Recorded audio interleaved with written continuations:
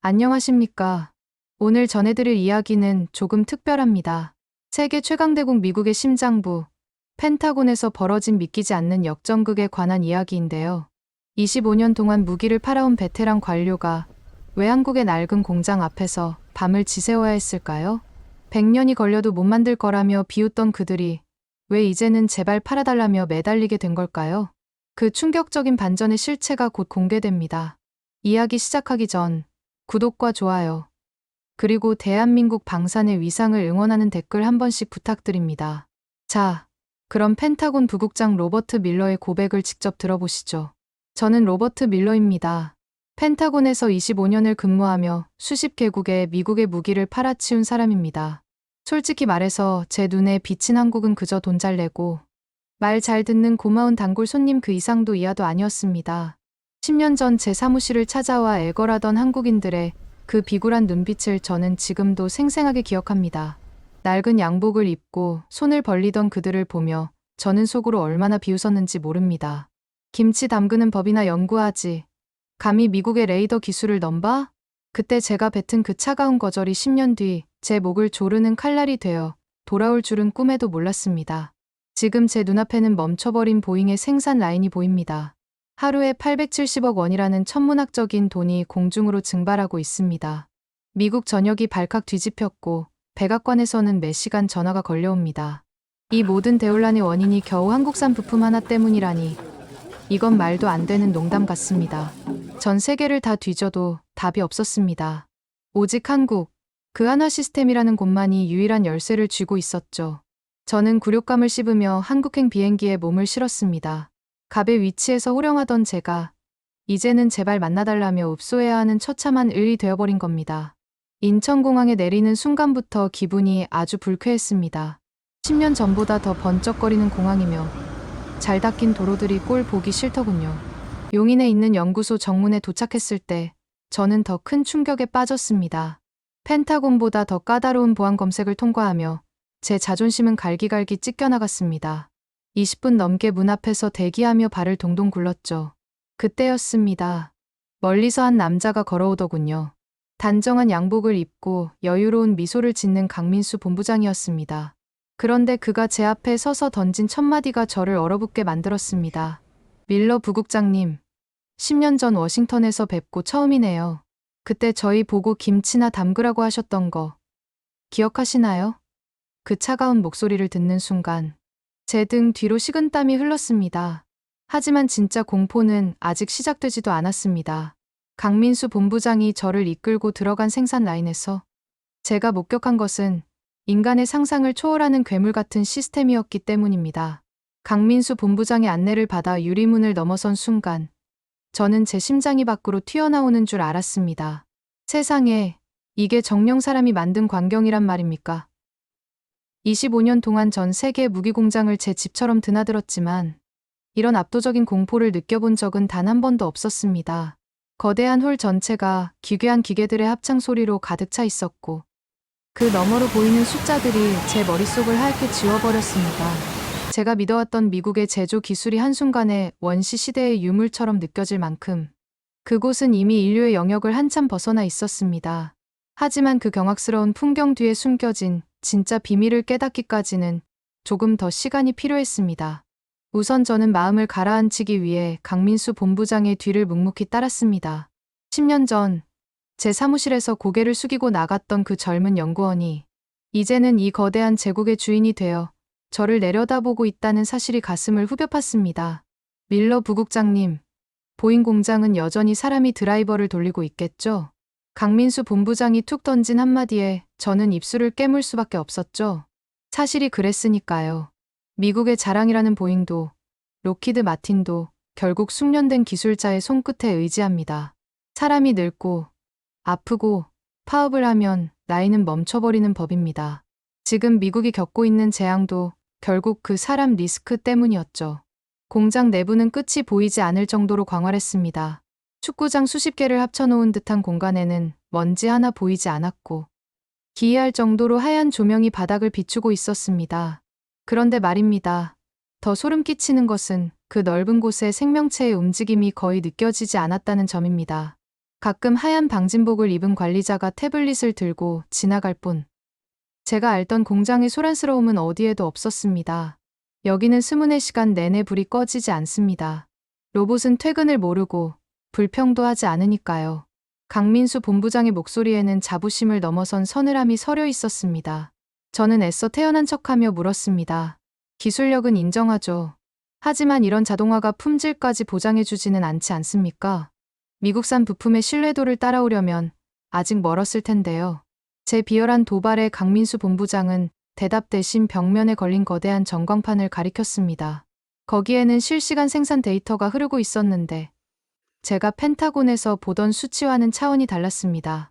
가동률 99%, 그리고 그 옆에 적힌 불량률 0.001%라는 숫자를 보는 순간 저는 눈을 의심했습니다. 10만 개를 만들면 단 한 개의 오차도 허용하지 않겠다는 의지가 담긴 숫자였죠. 미국 업체들의 평균 불량률은 3% 안팎입니다. 100개 중 3개를 버리는 게 당연한 상식이었는데 한국은 그 상식을 쓰레기통에 쳐넣어버린 겁니다. 우리는 10년 전 미국이 기술 이전을 거절한 그날부터 이 시스템을 설계했습니다. 당신들이 우리를 무시할 때 우리는 사람이 실수할 틈조차 없는 세상을 만들기로 한 거죠. 강민수 본부장의 눈빛이 형형하게 빛났습니다. 저는 그 눈을 똑바로 마주할 수 없었습니다. 손끝이 덜덜 떨리기 시작했고 구두 속 발가락이 꽉 오므라들었습니다. 제 커리어가, 그리고 미국의 안보가 이 젊은 한국인의 손바닥 위에 놓여 있다는 사실이 신체적인 압박감으로 다가왔습니다. 라인 곳곳에서는 수백 대의 로봇팔이 파란 불빛을 번쩍이며 춤을 추고 있었습니다. 그 움직임은 마치 정교하게 짜인 교향곡처럼 완벽했습니다. 부품을 집어 올리고 조립하고 스스로 검사까지 마치는 전 과정이 단 몇 초 만에 끝났습니다. 저는 숨이 막히는 것을 느꼈습니다. 미국 보잉이 한 달 내내 매달려야 만들 수 있는 물량을 이곳에서는 단 며칠 만에 쏟아내고 있었으니까요. 아득한 현기증이 몰려왔습니다. 10년 전 제가 비웃으며 돌려보냈던 그들이 사실은 미국의 숨통을 끊어버릴 수 있는 거대한 칼날을 갈고 있었다는 것을 왜 이제야 알았을까요?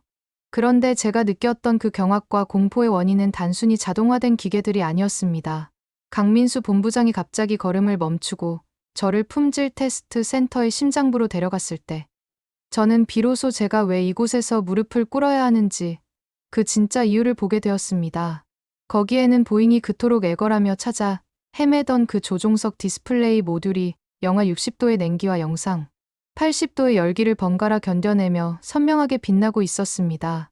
미국 업체들이 3년이 걸려도 못 만든다던 그 괴물 같은 물건이 이곳에서는 이미 산더미처럼 쌓여 전 세계로 나갈 준비를 마친 상태였던 겁니다. 하지만 더 기가 막힌 사실은 그 산더미 같은 물량 중에 미국의 몫은 단 한 점도 없다는 것이었습니다. 강민수 본부장은 제 절망스러운 표정을 보며 아주 잔인한 미소를 지었습니다.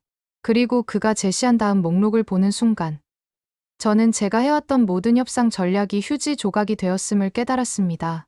저는 강민수 본부장의 안내를 받아 회의실로 들어갔습니다.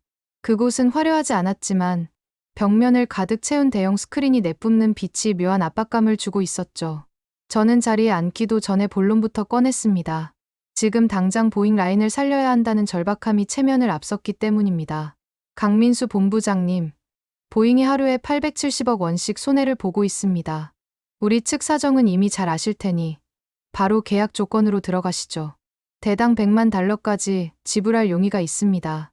저는 이 정도면 충분히 매혹적인 제안이라 확신했습니다. 미국 업체들의 납품가보다 훨씬 높은 프리미엄을 얹었으니까요. 하지만 강민수 본부장은 서류를 들여다보지도 않았습니다. 대신 리모컨을 들어 스크린을 켰죠. 거기에는 세계 지도 위에 수십 개의 붉은 점들이 찍혀 있었습니다. 밀러 부국장님, 보시다시피 저희는 이미 풀 가동 상태입니다. 폴란드, 아랍에미리트, 사우디아라비아, 노르웨이까지 이미 47개국이 선입금을 마치고 물건을 기다리고 있어요. 제 심장이 덜컥 내려앉았습니다. 강민수 본부장이 화면을 넘기자 대기 목록이 나타났습니다. 한 번 폴란드, 5번 사우디, 그리고 한참을 내려가서야 38번이라는 숫자 옆에 미국이라는 글자가 보였습니다. 38번이라니요. 미국이 38번째 줄을 서야 한다는 말입니까? 이건 말도 안 되는 농담입니다. 제 목소리가 거칠게 터져 나왔습니다. 25년 동안 펜타곤에서 근무하며 단 한 번도 겪어보지 못한 수모였습니다. 미국은 언제나 최우선 순위였고 다른 나라들은 미국이 남긴 물량을 기다리는 게 당연한 질서였으니까요. 그러나 강민수 본부장은 차가운 미소를 지으며 저를 똑바로 쳐다봤습니다. 10년 전에 당신이 제게 했던 말 기억나십니까? 동맹은 동맹이고 기술은 기술이라고 하셨죠. 저도 똑같이 말씀드리겠습니다. 동맹은 동맹이고 비즈니스는 비즈니스입니다. 먼저 계약한 손님이 먼저 가져가는 게 시장의 공정 아니겠습니까? 그 말은 비수가 되어 제 가슴에 꽂혔습니다. 10년 전 제가 한국 기술자들을 문전박대하며 내뱉었던 그 차가운 논리가 그대로 돌아와 제 목을 조르고 있었죠. 저는 입술을 깨물며 부들부들 떨리는 손을 테이블 아래로 숨겼습니다. 하지만 보잉이 멈추면 전 세계 안보 지형이 흔들립니다. 미국을 우선적으로 배정해줄 방법이 정말 없나요? 제 목소리는 이미 구걸에 가까웠습니다. 강민수 본부장은 잠시 침묵하더니 서류 한 장을 밀어냈습니다. 방법이 아예 없는 건 아닙니다. 하지만 미국이 감당하기엔 꽤 무거운 조건이 될 텐데요. 그 서류를 집어들기도 전에 저는 등 뒤로 서늘한 소름이 돋는 것을 느꼈습니다. 협상이 교착 상태에 빠지자 저는 극단적인 선택을 내렸습니다. 펜타곤 부국장이라는 지위보다 보잉을 살려야 한다는 압박이 저를 비열하게 만들었죠. 잠시 휴식을 핑계로 복도로 나온 저는 양말 속에 숨겨두었던 펜타곤의 비상용 단말기를 꺼냈습니다. 나야, 지금 하나의 내부망에 접속할 수 있겠나? 기술 사양서라도 빼내야겠어. 약점이 있어야 협상 카드를 만들지. 저는 워싱턴의 기술팀에 긴급 명령을 내렸습니다. 정정당당하게 이길 수 없다면 훔쳐서라도 이겨야 한다는 옥이었습니다. 수화기 너머로 긴박한 키보드 소리가 들려왔습니다. 시도하겠습니다. 접속합니다. 321점. 그런데 그 순간이었습니다. 제 단말기 화면이 갑자기 붉은 빛으로 번쩍이더니 기괴한 경고음이 울려 퍼졌습니다. 침입 시도 감지. 역추적 진행 중. 발신지 미국 국방부 네트워크. 제 눈을 의심했습니다. 우리가 해킹을 시도한 지 불과 3초도 지나지 않아 역해킹을 당한 겁니다. 차단해. 당장 차단해. 제가 비명을 질렀지만 이미 늦었습니다. 단말기 속의 모든 정보가 복사되고 있다는 표시가 선명하게 떴습니다. 그때 제 등 뒤에서 아주 낮은 목소리가 들렸습니다. 화장실은 반대쪽인데 거기서 뭐라고 계시는 겁니까? 돌아보니 강민수 본부장이 태블릿을 들고 서 있었습니다. 화면에는 제가 방금 시도한 해킹 로그와 제 단말기의 고유 식별 번호가 떠 있었죠. 펜타곤 부국장님이 직접 해킹을 시도하시다니 참 대단한 열정이시네요. 그런데 어쩌죠? 저희 보안 시스템은 당신들이 10년 전 기술을 안 준 덕분에 우리가 처음부터 새로 만든 거라 미국은 뚫는 방법조차 모를 텐데요.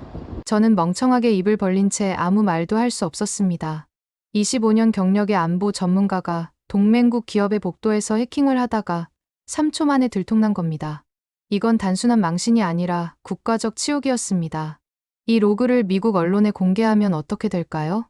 펜타곤 부국장이 한국 방산 기업을 해킹하려다 실패했다는 소식 말입니다. 강민수 본부장의 목소리는 담담했지만 그 안에는 거대한 폭풍이 담겨 있었습니다. 제 다리에 힘이 풀려 주저앉을 뻔한 것을 겨우 벽을 짚고 버텼습니다. 10년 전 우리가 기술을 막았던 그 장벽이 이제는 우리가 절대로 넘을 수 없는 거대한 요새가 되어 우리를 비웃고 있었습니다. 강민수 본부장은 저를 조용한 방으로 안내했습니다. 그곳에는 낡은 종이 뭉치와 빛바랜 사진들이 놓여 있었죠. 해킹까지 하실 정도로 궁금해하시니 진짜 저희의 기술력을 보여드리죠.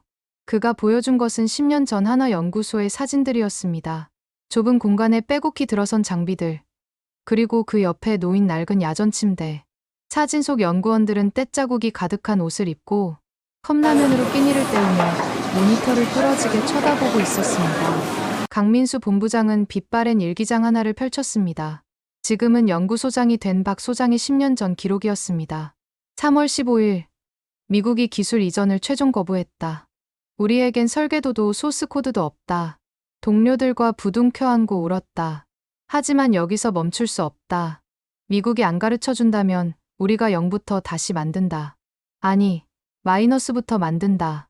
일기장을 넘길수록 제 가슴을 후벼 파는 문장들이 쏟아졌습니다. 80만 줄의 코드를 처음부터 다시 짜며 손가락이 굳어버린 기술자, 설 연휴도 반납하고 연구실 바닥에서 쪽잠을 자던 가장들.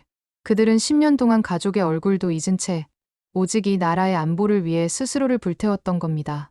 사진 속 박 소장의 낡은 운동화는 앞코가 다해져 있었고 그의 책상 위에는 아이들의 사진 대신 복잡한 수식이 적힌 종이들만 가득했습니다. 우리가 왜 불량률 0.001%에 집착하는지 아십니까? 우리에게는 단 한 번의 실패도 허용되지 않았기 때문입니다. 당신들이 문을 닫았을 때 우리는 절벽 끝에서 서로의 손을 잡고 버텼습니다. 강민수 본부장의 목소리가 미세하게 떨렸습니다. 저는 일기장 위에 떨어진 잉크 자국을 보며 고개를 들 수 없었습니다. 25년 동안 저는 기술을 거래의 도구로만 보았습니다.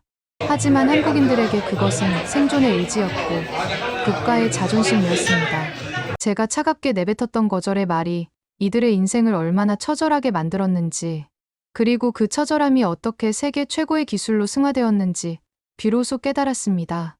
저는 조용히 눈을 감았습니다. 그들이 흘린 피눈물이 10년의 세월을 건너와 이제 제 오만한 가슴을 적시고 있었습니다. 마지막으로 제가 목격한 것은 하나의 스마트 팩토리 심장부였습니다. 강민수 본부장은 생산 라인의 실시간 가동률을 보여주며 제게 잔인한 진실을 일깨워 주었죠. 미국 보잉 공장이 왜 멈췄는지 아십니까? 숙련된 기술자들이 은퇴하고 젊은 세대는 방산 현장을 기피하기 때문입니다. 기술이 단절된 거죠. 하지만 저희는 다릅니다. 스크린에는 수백 대의 로봇팔이 정교하게 움직이는 영상이 흘렀습니다. 로봇은 늙지 않습니다. 로봇은 파업하지 않고 24시간 내내 동일한 품질을 쏟아냅니다. 미국이 과거의 영광에 취해 숙련공 육성에 허덕일 때 우리는 숙련공이 필요 없는 세상을 설계했습니다. 강민수 본부장의 말은 명확했습니다. 미국은 20세기 방식으로 21세기 전쟁을 준비하고 있었고 한국은 이미 미래를 선점하고 있었던 겁니다. 하루에 287대를 쏟아내는 한국의 생산 속도는 미국의 7배를 넘어서고 있었습니다. 저는 창밖으로 보이는 거대한 물류 센터를 바라봤습니다. 그곳에는 전 세계로 나갈 준비를 마친 부품 상자들이 산더미처럼 쌓여 있었습니다. 폴란드행, 사우디행. 그 상자들을 보며 저는 미국이라는 거함이 서서히 가라앉고 있다는 공포를 느꼈습니다. 밀러 부국장님, 이제 선택하시죠. 38번 줄 뒤에서 보잉이 파산하는 걸 지켜보시겠습니까? 아니면 우리가 제안하는 새로운 질서를 받아들이시겠습니까? 강민수 본부장이 매민 최종 제안서는 단순한 계약서가 아니었습니다. 그것은 미국이 한국의 기술적 우위를 인정하고 대등한 파트너로서 무릎을 굽히라는 요구였죠. 저는 덜덜 떨리는 손으로 만년필을 잡았습니다. 25년 동안 갑의 위치에서 휘둘렀던 권력은 이제 먼지처럼 사라졌습니다. 오직 생존을 위해, 보잉을 살리기 위해 저는 이 굴욕적인 문서에 서명해야 했습니다. 하지만 그 굴욕보다 더 크게 다가온 것은 한국이라는 나라가 일궈낸 그 위대한 집념에 대한 경외심이었습니다. 이제 저는 알았습니다. 세상은 이미 바뀌었고 우리는 그 변화의 속도를 도저히 따라잡을 수 없다는 사실을 말입니다. 저는 마주했던 그 굴욕적인 계약서 위에 만년필을 올린 채 한참을 망설였습니다. 제 손끝은 눈에 띄게 떨리고 있었고 회의실의 차가운 공기는 제 폐부를 찌르는 것 같았죠. 25년 펜타곤 경력이 이 종이 한 장에 무너진다는 사실이 믿기지 않았습니다. 그런데 그때였습니다. 강민수 본부장이 제 손을 가만히 멈춰 세우더군요. 부국장님, 서명하시기 전에 하나만 더 말씀드리죠. 저희는 미국을 무릎 꿇리러 온 게 아닙니다. 저는 의아한 표정으로 강민수 본부장을 쳐다봤습니다. 10년 전 제가 그들을 무릎 꿇렸던 것을 생각하면 지금 이 상황은 완벽한 복수의 무대였으니까요. 하지만 강민수 본부장의 눈빛은 복수심에 타오르는 사람의 것이 아니었습니다. 오히려 폭풍이 지나간 뒤의 바다처럼 깊고 고요했죠. 우리는 미국이 멈추는 것을 원하지 않습니다. 보잉이 무너지면 자유진영의 하늘이 뚫린다는 걸 누구보다 잘 아니까요. 그래서 저희는 복수 대신 파트너십을 제안하려 합니다. 강민수 본부장이 내민 새로운 서류에는 제가 상상조차 못했던 조건들이 적혀 있었습니다. 첫 번째는 엔진 정비 기술의 한국 이전이었습니다. 지금까지 미국 본토에서만 가능했던 핵심 정비를 한국이 맡겠다는 것이었죠. 표면적으로는 미국이 기술을 주는 것 같지만 실상은 아시아 지역의 모든 정비 주도권을 한국이 가져가겠다는 무서운 전략이었습니다. 두 번째는 더 놀라웠습니다. 미국 정비사 500명을 한국으로 초청해 무상 교육을 실시하겠다는 것이었죠. 미국 기술자들이 우리 장비에 익숙해져야 보잉의 전투기들이 전 세계 어디서든 최고의 성능을 낼 수 있습니다. 이건 우리 기술력을 인정받는 과정이기도 하죠. 저는 침을 꿀꺽 삼켰습니다. 이건 단순한 부품 판매가 아니었습니다. 한국이 설계한 생태계 안으로 미국을 끌어들이려는 거대한 포석이었던 겁니다. 갑과 을의 관계를 넘어 때려야 뗄 수 없는 공생 관계로 만들겠다는 의지가 느껴졌습니다. 마지막 조건은 차세대 전투기 시스템의 공동 개발이었습니다. 지금까지 미국이 만들면 한국은 사가기만 했던 그 수직적인 관계를 끝내고 이제는 어깨를 나란히 하고 함께 미래를 설계하자는 제안이었죠. 저는 강민수 본부장의 얼굴을 멍하니 바라봤습니다. 10년 전 제가 기술 이전을 거부하며 비웃었을 때 그들이 느꼈을 그 참담한 심정을 떠올려 봤습니다. 만약 제가 그들이었다면 저는 오늘 이 자리에서 미국의 약점을 잡아 숨통을 끊어버렸을지도 모릅니다. 하지만 한국은 달랐습니다. 그들은 자신들이 겪었던 그 고통을 힘으로 바꿔 오히려 상대를 포용하는 거대한 그릇이 되어 있었습니다. 부국장님, 10년 전 우리가 흘린 피눈물은 미국을 이기기 위해서가 아니라 당당한 파트너로 서기 위해서였습니다. 이제 그 준비가 끝났습니다. 강민수 본부장의 목소리가 회의실에 잔잔하게 울려 퍼졌습니다. 저는 더 이상 주저하지 않았습니다. 만년필을 꽉 쥐고 서류에 제 이름을 써 내려갔습니다. 그것은 펜타곤 부국장으로서의 항복 선언이 아니라 세계 최고의 기술력을 가진 한국에 대한 경의의 표시였습니다. 서명을 마치자 강민수 본부장이 손을 내밀었습니다. 그 손을 잡는 순간 10년 동안 제 가슴 한구석을 짓누르던 오만이라는 이름의 무거운 돌덩이가 굴러떨어지는 기분이었습니다. 계약을 마치고 시애틀로 돌아온 지 2주가 지났습니다.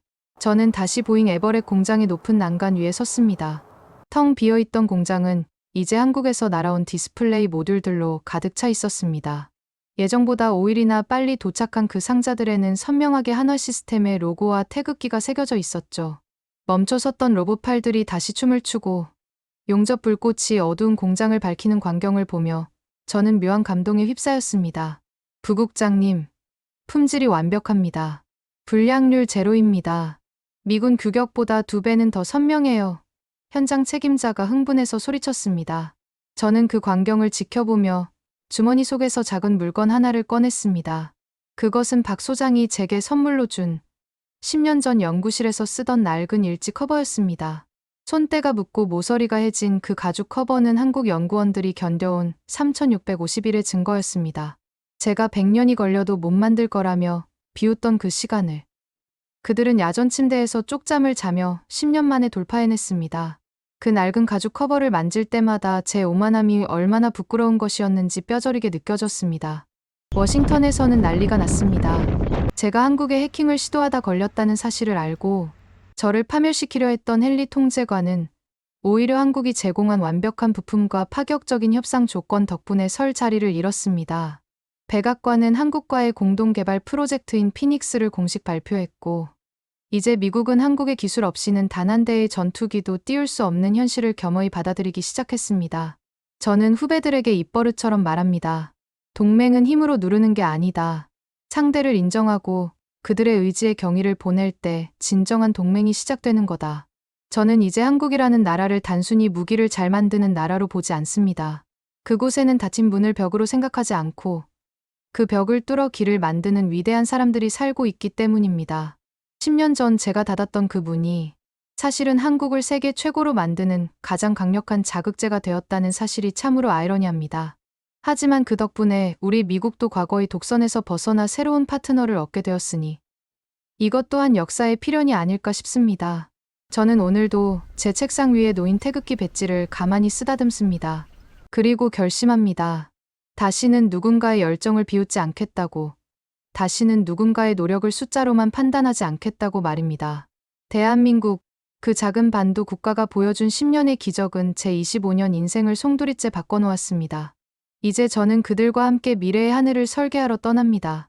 10년 전에는 불가능하다고 믿었던 그 일이 이제는 저와 그들의 손끝에서 현실이 되고 있습니다. 포기하지 않는 의지 앞에서는 100년의 시간도 무의미하다는 것. 그것이 제가 한국에서 배운 가장 값진 교훈이었습니다.